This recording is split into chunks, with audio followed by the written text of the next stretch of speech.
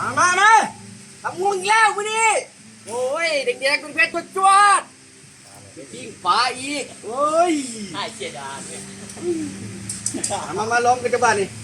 ใช่เสียดาย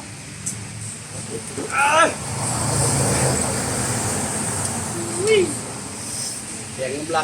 ำคมเพชรง่ายเลย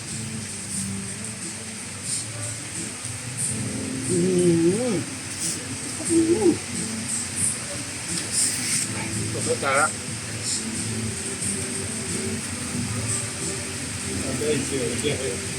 มาเร็วมาเร็วเอาแล้วอย่างเงี้ยมาทำเพื่ออยู่นี่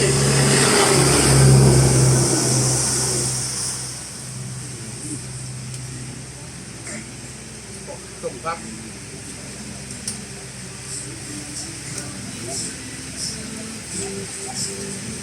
มีกับมือคนตกดีไรนะ เสียดาย เอาเนี่ย เด็กเดี๋ยวมัวเว้ย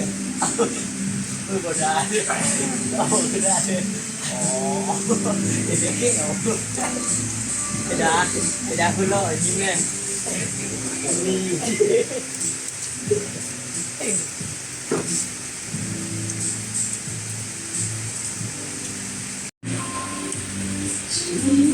เรื่องมันรอดเดินก้าวฟังเดินตึกก้าง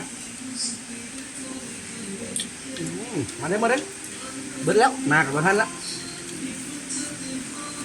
ยืนถึงมากจำไม่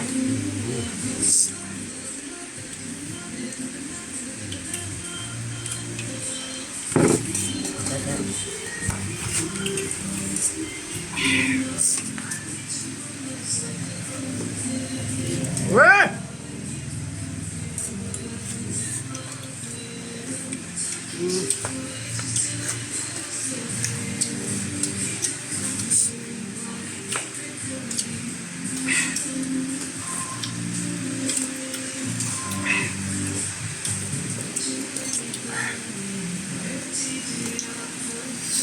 จำแหละ